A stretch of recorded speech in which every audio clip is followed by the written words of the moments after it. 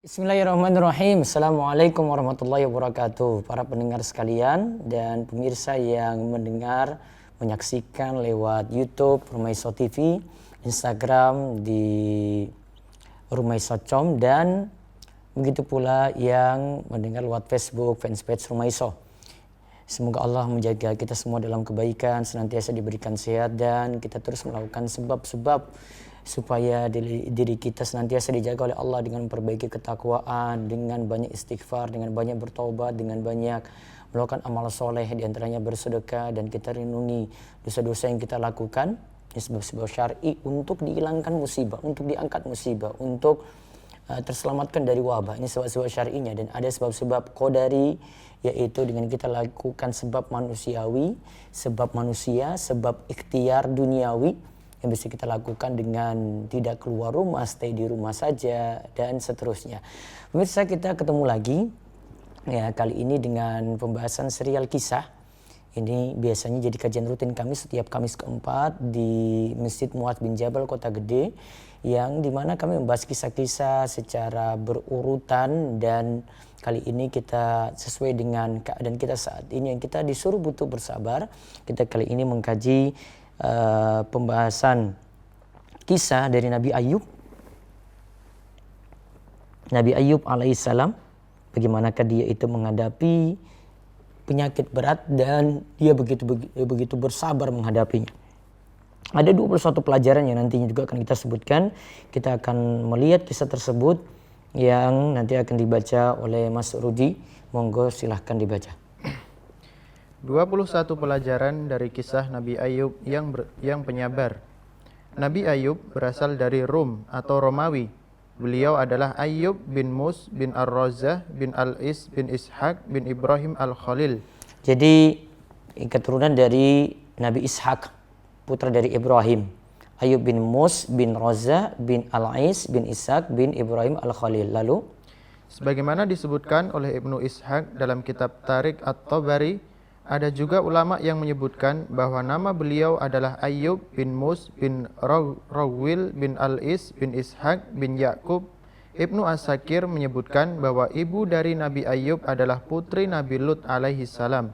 Istri beliau sendiri adalah Laya bin Yakub, sedangkan yang paling masyhur nama istri beliau adalah Rohmah binti Afraim bin Yusuf bin Yakub. nah, disebutkan dalam Al-Bidayah wan Nihayah.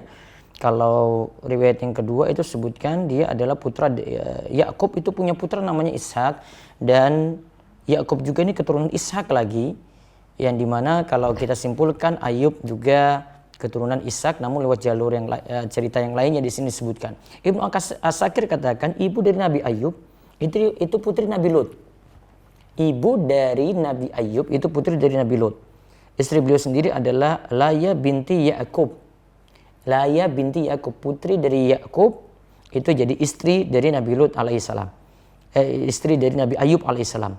Sedangkan yang paling masyhur,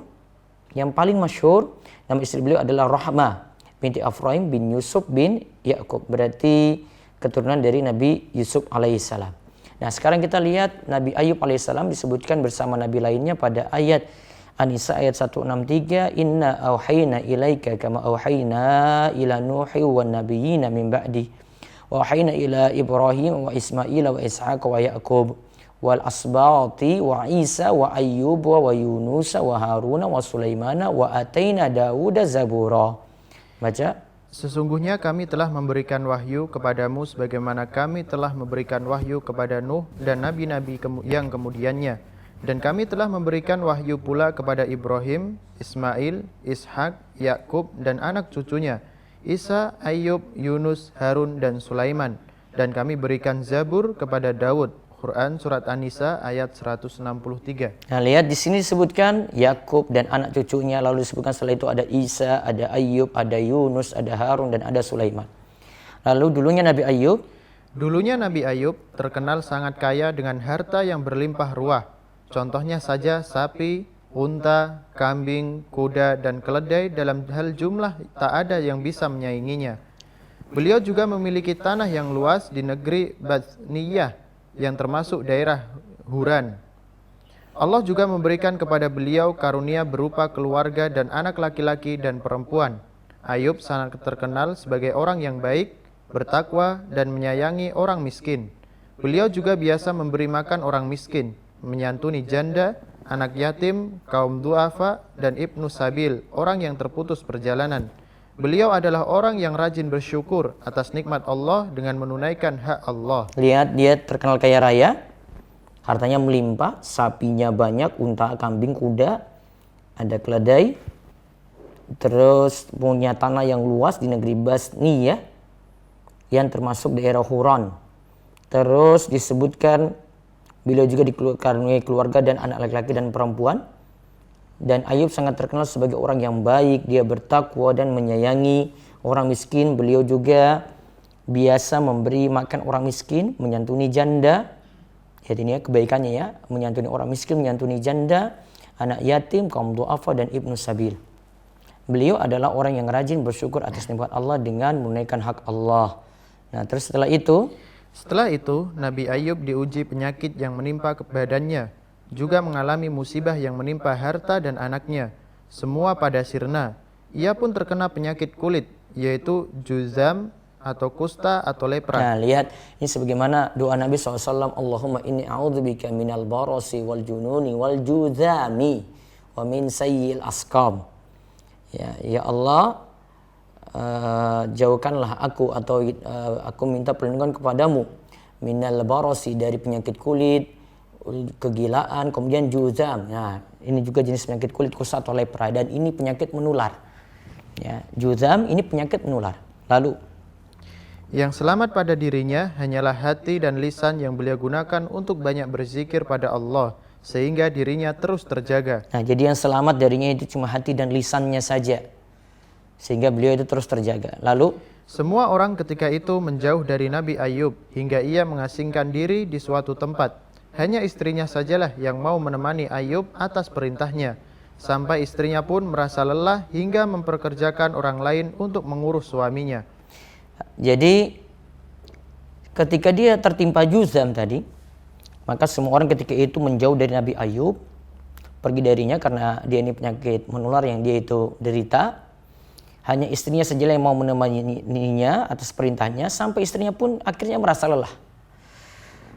Sehingga dia mempekerjakan orang lain untuk mengurus suaminya sendiri. Ini disebutkan dalam tafsir Al-Quran Al-Azim karya Imam Ibnu Katsir. Lalu As-Sudi menceritakan pula bahwa Nabi Ayub menderita sakit hingga terlihat sangat-sangat kurus tanpa daging, hingga urat syaraf dan tulangnya terlihat. Lihat, As-Sudi itu menceritakan pula bahwa Nabi Ayub itu menderita sakit sampai terlihat kurus, tanpa daging, hingga urat saraf dan tulangnya itu terlihat.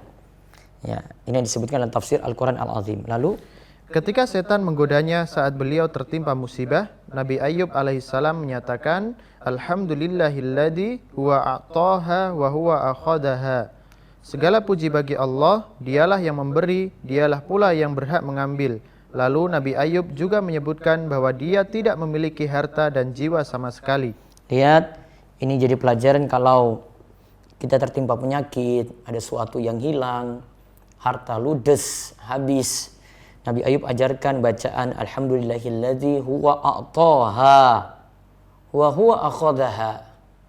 Segala puji bagi Allah, dialah yang mengambilnya, dialah yang memberinya, dan dialah yang mengambilnya. Jadi Allah punya hak. Jadi seperti barang titipan. Yang punya barang tadi, dia berhak untuk mengambilnya. Nah, ini jadi pelajaran bagi kita dalam kondisi saat ini yang penuh ujian, penuh cobaan. Nah, kita dapat melihat di sini kalau kita harus sadar semuanya itu bisa berakhir dan Allah bisa mengambil apapun yang kita miliki, termasuk harta, termasuk orang-orang dekat kita, dan Allah itu beri dan Allah berhak untuk mengambil itu. Nah, ini yang diajarkan oleh Nabi Ayub alaihissalam untuk kita itu berusaha bersabar. Lalu berapa lama? Berapa lama Nabi Ayub menjalani musibah? Ibnu Syihab mengatakan bahwa Anas menyebutkan bahwa Nabi Ayub mendapat musibah selama 18 tahun. Wahab mengatakan selama pas hitungan 3 tahun. Ka'ab mengatakan bahwa Ayub mengalami musibah selama 7 tahun, 7 bulan, 7 hari. Al-Hasan Al-Basri menyatakan bahwa selama 7 tahun dan beberapa bulan. Nah, lihat, taruhlah itu 18 tahun lah yang paling lama. Ya, ini berarti cobaan yang luar biasa.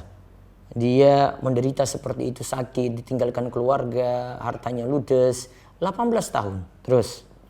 Namun Syekh Muhammad Al-Amin Asy-Syinkiti rahimahullah menyatakan bahwa penyebutan jenis penyakitnya secara spesifik dan lamanya beliau menderita sakit sebenarnya berasal dari berita Israiliyat. Israiliyat artinya dari Bani Israel dan kita tidak bisa mutlak terima 100%. Ya, kita cuma ceritakan saja, silakan ceritakan, namun kita tidak bisa yakini itu benar ataukah tidak. Lalu, saat mengurus dan membawa bekal pada beliau, istrinya sampai pernah bertanya kepada Nabi Ayub yang sudah menderita sakit sangat lama, "Wahai Ayub, andai engkau mau berdoa pada Rabb-Mu, tentu engkau akan diberikan jalan keluar." Nabi Ayub menjawab, "Aku telah diberi kesehatan selama 70 tahun. Sakit ini masih derita yang sedikit yang Allah timpakan sampai aku bisa bersabar sama seperti masa sehatku yaitu 70 tahun." Istrinya pun semakin cemas. Akhirnya karena tak sanggup lagi, istrinya memperkerjakan orang lain untuk mengurus suaminya sampai memberi makan padanya. nah, tadi jawabannya lihat ya, Nabi Ayub katakan, aku telah diberi kesehatan sampai 70 tahun. Berarti usianya ketika itu dia mengatakan 70 tahun. Sakit ini masih derita yang sedikit yang Allah timpakan sampai aku bisa bersabar sama seperti masa sehatku yaitu 70 tahun.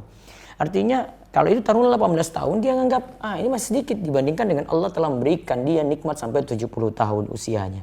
Wallahu a'lam. Insyaallah kesabaran yang luar biasa. Lantas tentang kisah Nabi Ayub alaihissalam disebutkan dalam ayat berikut ini. Nah, di sini kita sekarang bahas ayat Al-Anbiya 83-84, nanti juga ada dalam surat Shad 41 sampai 44. Dalam Al-Anbiya ini disebutkan wa ayyuba isnada rabbahu anni massaniyad durru wa anta arhamur rahimin fastajabna lahu fakashafna ma bihi min durri wa atainahu ahlahu wa mislahum ma'ahum rahmatan min indina wa dzikra lil abidin. Coba dibaca. Dan ingatlah kisah Ayub ketika ia menyeru Rabb-nya, "Ya Rabbku, sesungguhnya aku telah ditimpa penyakit dan engkau adalah Rabb yang maha penyayang di antara semua penyayang."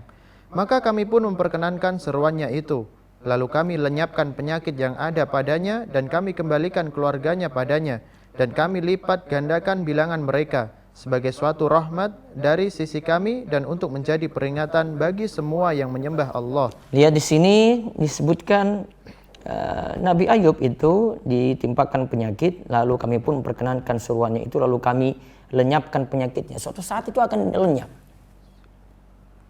Dan kami kembalikan keluarganya yang dulu hilang kembali lagi. Lalu dilipat gandakan bilangannya. Nanti akan disebutkan keturunannya jadi berapa setelah semuanya pergi, kemudian dia pulih.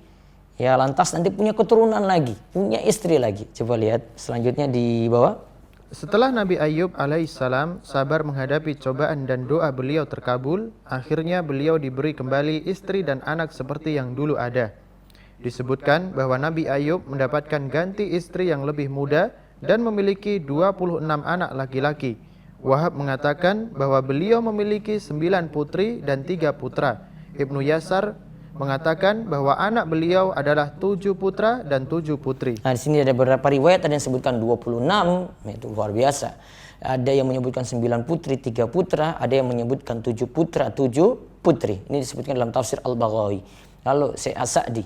Syekh As-Sa'di rahimahullah mengungkapkan bahwa keluarga dan hartanya kemudian kembali. Allah karuniakan lagi pada Nabi Ayub keluarga dan harta yang banyak. Itu semua disebabkan kesabaran dan keridhaan beliau ketika menghadapi musibah. Inilah balasan yang disegerakan di dunia sebelum balasan di akhirat kelak. Karena dia mau bersabar, maka Allah berikan ganti. Ya, kita juga kalau dalam musibah seperti ini disuruh stay di rumah, diam di rumah saja. Kemudian kita mau bersabar, Allah akan memberikan ganti di situ. Walaupun pekerjaan kita hilang, gaji kita juga tidak diberi seperti awal-awal ketika sebelum masa isolasi, ya. Dan semuanya yang hilang nanti akan diganti. Terus kesembuhan Nabi Ayub sendiri, Al-Hasan Al-Basri dan Qatadah. Al-Hasan Al-Basri dan Qatadah mengatakan Allah Ta'ala menghidupkan mereka kembali untuknya dan menambahkan orang-orang yang semisal mereka. Nah, jadi dulu keluarganya tinggalkan dia, kemudian digantikan lagi dengan istri, digantikan lagi dengan anak-anak seperti disebutkan dalam tafsir Al-Baghawi tadi tentang jumlah, mungkin belum pasti di sini ya. Yang jelas Allah ganti yang sudah hilang tadi. Ya, bahkan diberikan tambahan. Terus kesembuhan Nabi Ayub sendiri disebutkan dalam ayat berikut, "Wazkur abdana Ayyuba idznada rabbahu anni massaniyas syaitanu binusbin wa adzab." Urkut birijlika hadza muktasalum baridu wa syarab. Wa habna lahu ahlahu wa mislahum ma'ahum rahmatan minna wa dzikra liulil albab. Wa khudh biyadika diksan fadrib bihi wa la tahnas. Wa la tahnas inna wajadnahu sabiran ni'mal 'abdu innahu awwab. Baca. Dan ingatlah akan hamba kami Ayub ketika ia menyeru Rabb-Nya. Sesungguhnya aku diganggu setan dengan kepayahan dan siksaan. Allah berfirman, hantamkanlah kakimu. Inilah air yang sejuk untuk mandi dan untuk minum. Dan kami anugerahi dia dengan mengumpulkan kembali keluarganya. Dan kami tambahkan kepada mereka sebanyak mereka pula sebagai rahmat dari kami dan pelajaran bagi orang-orang yang mempunyai fikiran. Dan ambillah dengan tanganmu seikat rumput, maka pukullah dengan itu dan janganlah kamu melanggar sumpah. Sesungguhnya kami dapati dia, Ayub, seorang yang sabar. Dialah sebaik-baik hamba. Sesungguhnya dia amat taat kepada Tuhannya. Quran Surat Shad ayat 41-44. Nah, terus Allah begitu penyayang. Allah begitu penyayang memerintahkan Ayub untuk beranjak dari tempatnya. Tiba-tiba air memancar serta memerintahkannya untuk mandi. Hingga hilanglah seluruh penyakit yang diderita tubuhnya. Kemudian Allah memerintahkannya lagi untuk menghentakkan tanah yang lain dengan kakinya. Maka muncul pula mata air lain. Lalu Allah memerintahkannya untuk minum air tersebut hingga seluruh penyakit dalam batinnya, sehingga sempurnalah kesehatan lahir dan batinnya. Lihat, sempurnalah kesehatan lahir dan batin dengan cara tadi lakukan sebab, menghentakkan kaki pertama untuk mandi, yang kedua lagi untuk lebih banyak air lagi. Nah, ini anugerah dari Allah Subhanahu wa taala untuk Nabi Ayub yang mau bersabar. Lantas bisa dilihat dari Abu Hurairah.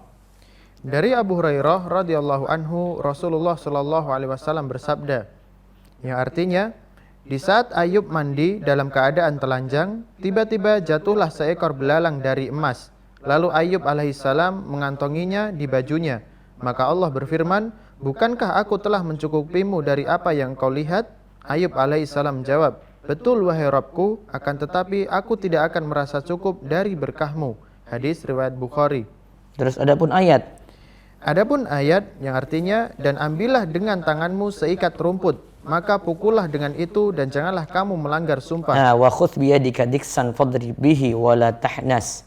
Ini terus dahulu Nabi Ayub alaihissalam pernah marah kepada istrinya atas satu perkara yang dilakukan sang istri.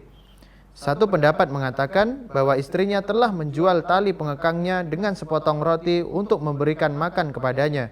Lalu dia mencela istrinya dan bersumpah bahwa jika Allah Ta'ala menyembuhkan dirinya, niscaya dia akan memukul istrinya sebanyak 100 kali. Nah, kemudian tadi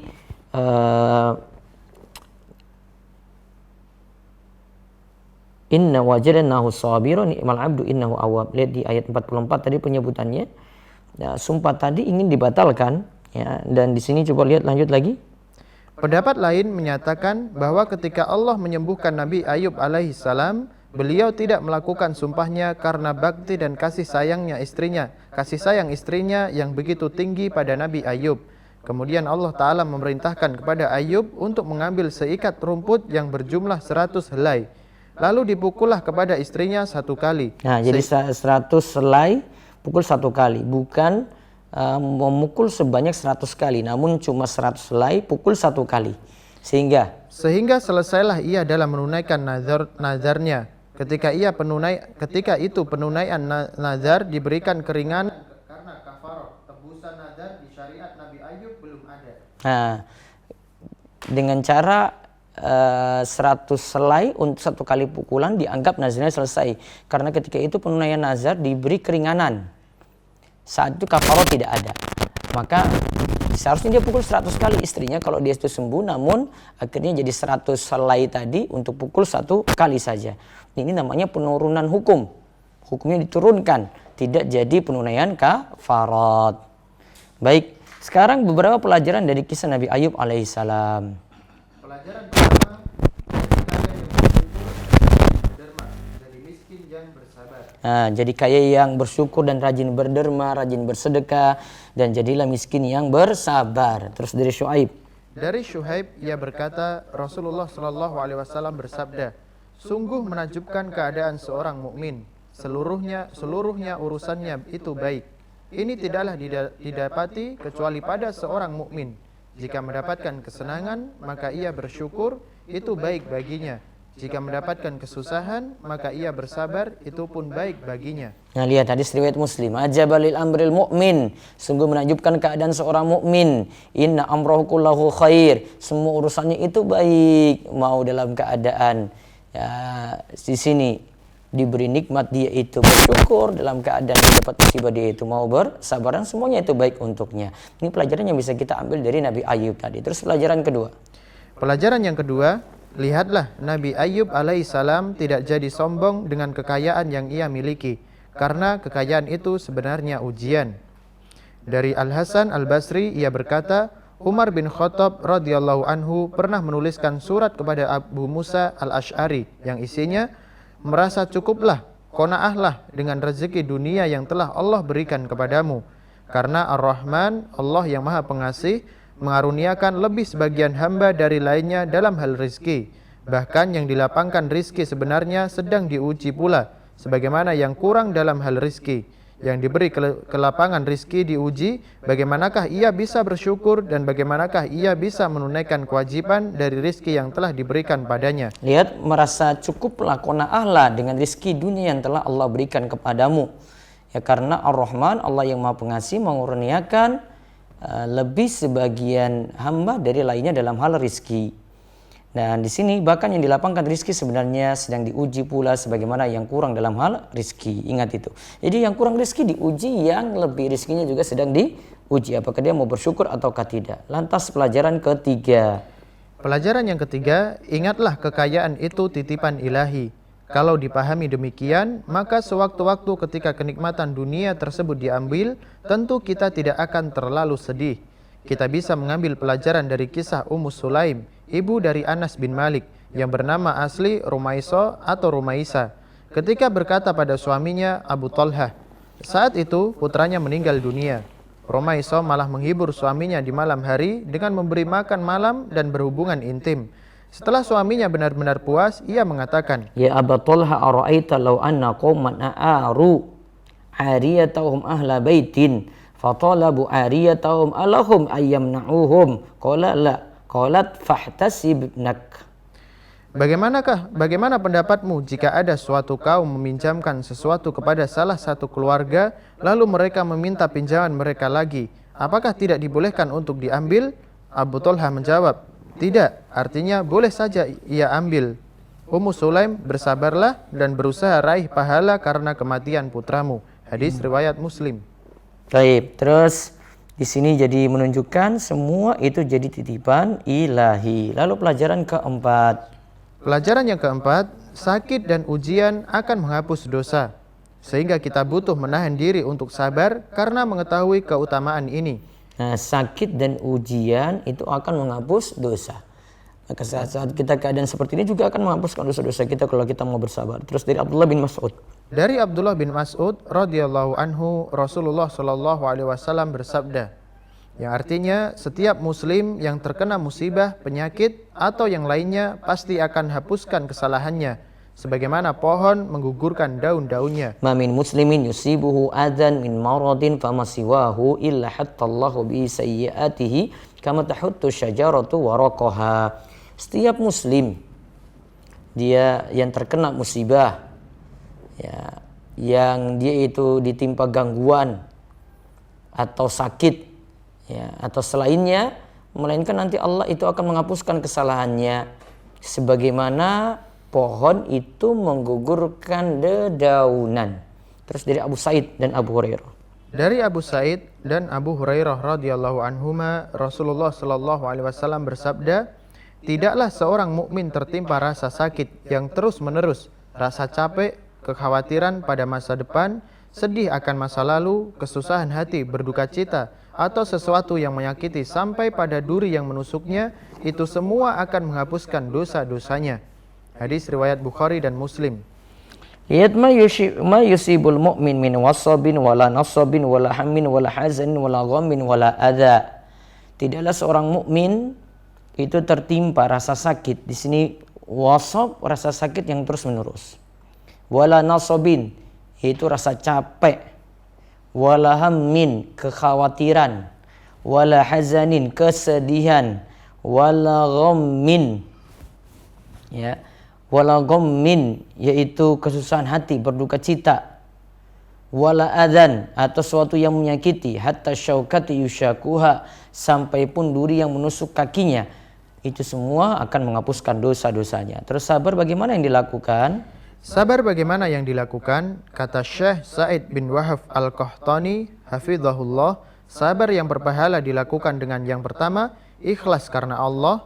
Yang kedua, mengadu pada Allah, bukan mengadu pada manusia. Yang ketiga, sabar di awal musibah.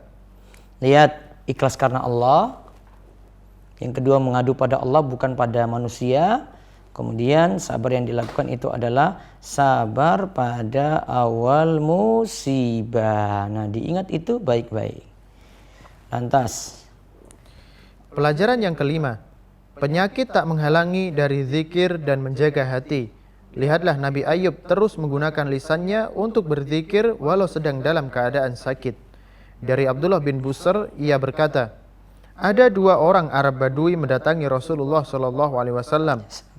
Lantas salah satu dari mereka bertanya, wahai Rasulullah, manusia bagaimanakah yang baik, yang panjang umurnya dan baik amalannya? Jawab beliau.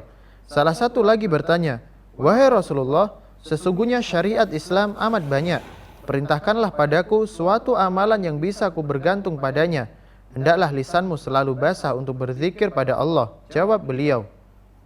lihat, ada dua orang Arab Badui mendatangi Rasulullah SAW. Lantas mereka itu tanya, wahai Rasulullah, manusia mana yang bagaimanakah yang baik? Rasul jawab, man tala umruhu wa hasuna amaluh, yaitu yang panjang umurnya dan bagus amalnya. Kemudian salah seorang lagi tanya, inna syariat Islam qad kathurat. Syariat Islam itu kan banyak sekali. Kasrat aliyya, berat bagi kami. Famurni, perintahkanlah kepadaku bi amrin, ya, pada suatu perkara atashabbatsu bihi. Atashabbatsu bihi, yang aku itu bisa terus, yang bisa ku bergantung padanya.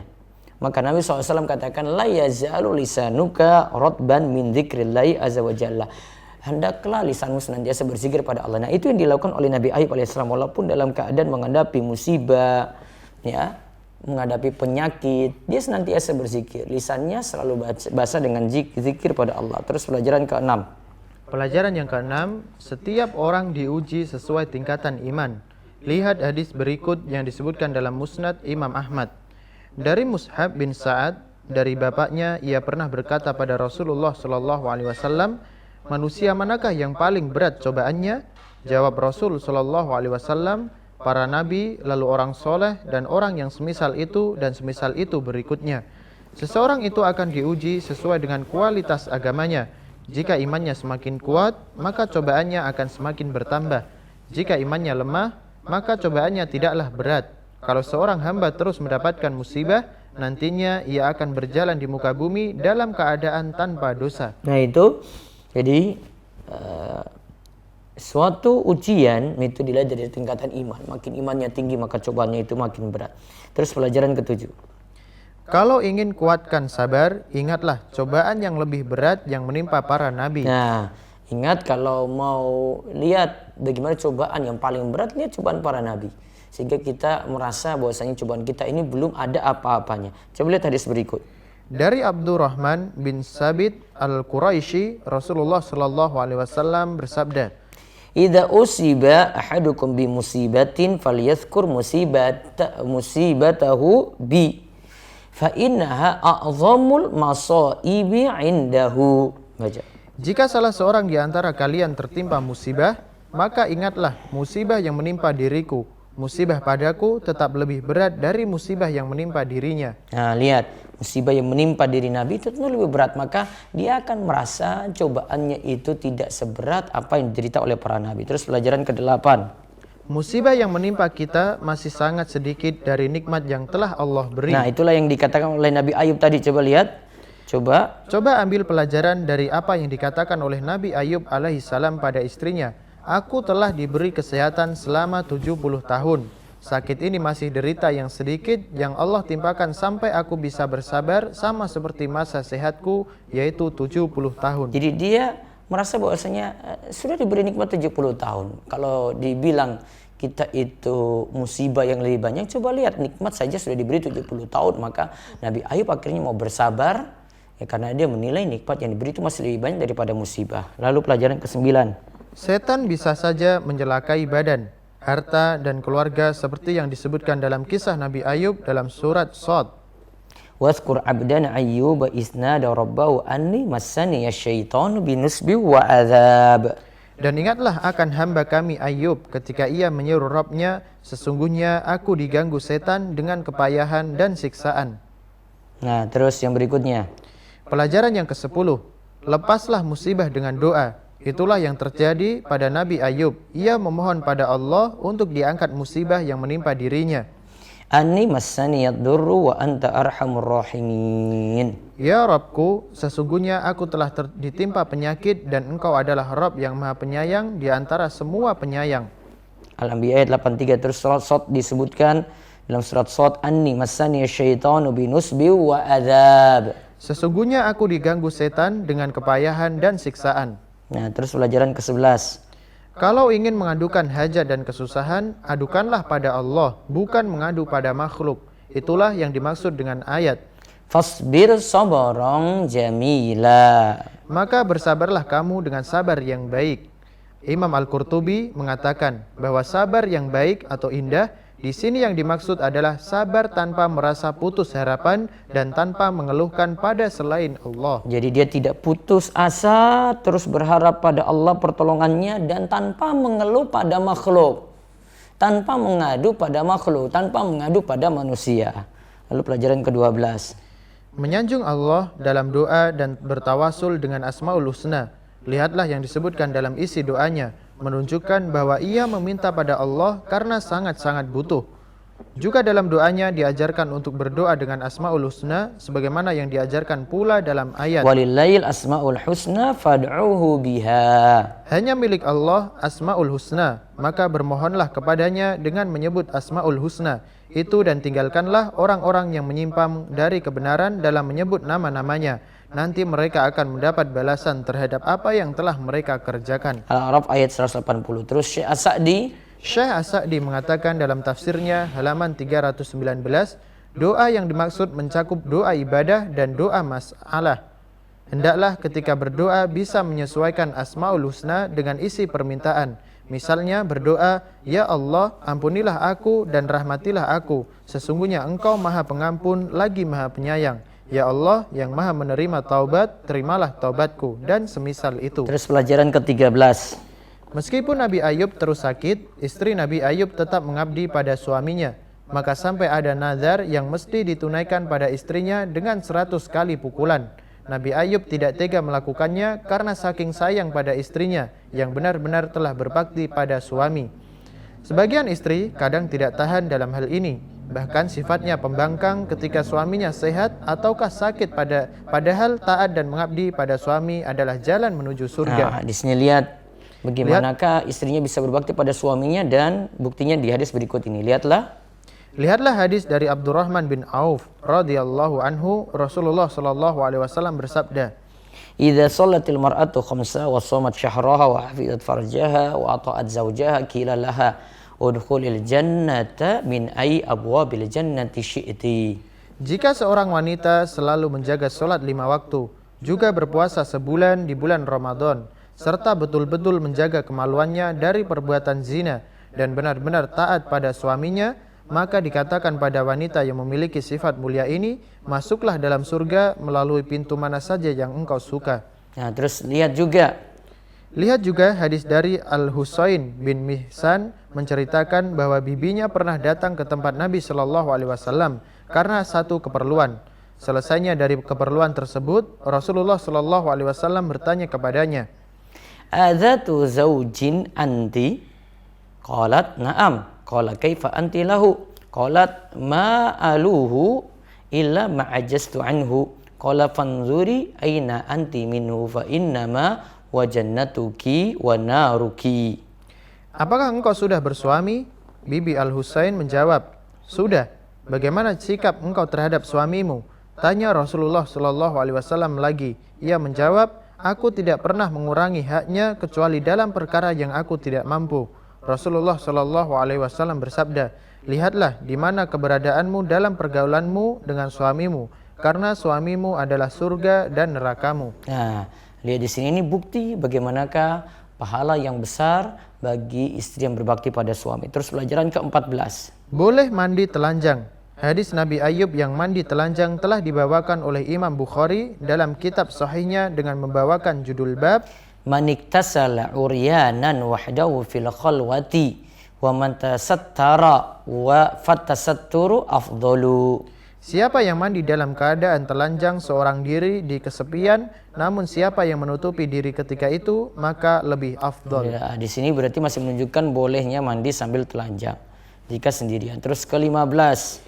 Nazar itu wajib dipenuhi sebagaimana sumpah Allah Ta'ala memuji orang-orang yang menunaikan nazarnya. Innal abrara yashrabuna min ka'sin kana mizajuha kafura aina yashrabu bi ibadallahi yufajjiruna tafjira yufuna bin nadri wa yakhafuna yawman kana syarruhu mustatira. Sesungguhnya orang-orang yang berbuat kebajikan minum dari gelas berisi minuman yang campurannya adalah air kafur, yaitu mata air dalam surga, yang daripadanya hamba-hamba Allah minum, yang mereka dapat mengalirkannya dengan sebaik-baiknya.